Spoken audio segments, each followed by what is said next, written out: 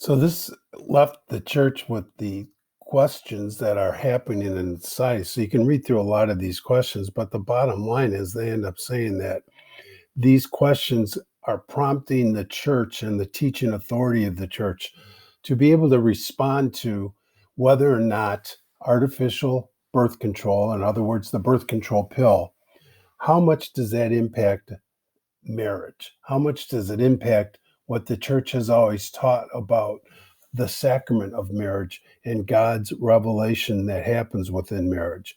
And this issue is going to have to do with the nature of marriage. It's going to have to do with sex within marriage, conjugal, which means, sexual intercourse within marriage, and the duties that spouses have to each other.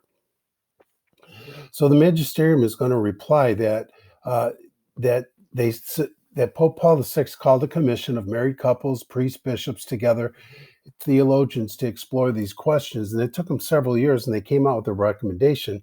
And in fact, he chose not to follow their recommendation, and so he says there was not complete agreement into what the church's role with all this, and he actually is going to defer and change from what they recommended.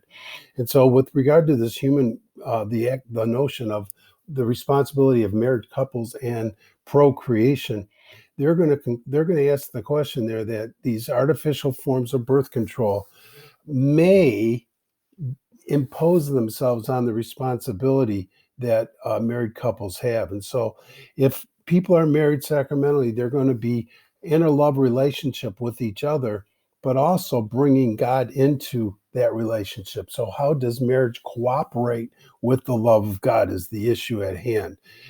If we truly believe that in marriage the two shall become one flesh, that in a sense they become one heart and one soul, then how can you make that perfect through your love? That's the question.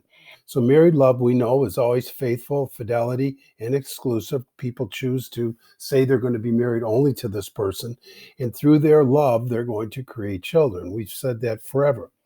The church recognizes, though, that that doesn't mean you should have as many kids as you can possibly have, that there are physical, economic, psychological, social conditions that cause people to question whether or not the parenthood that is deemed for them is the right amount.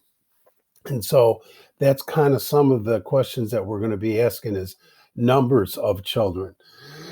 So they do say that you learned last year in sacraments that marriage is both unitive and procreative. So traditionally, when people say, what is the purpose of marriage? They'll say two people who love each other. That's unitive, to become one together.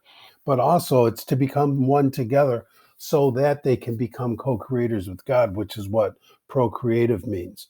And so this divine gift, if you will, is going to be what gives meaning and purpose to marriage, and consequently to participating in God's will.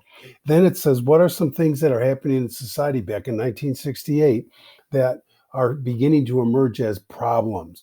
And one of the things is they're talking about is abortion already starts coming up as something that people think is okay. Sterilization, they're saying, is contrary to the church's teaching.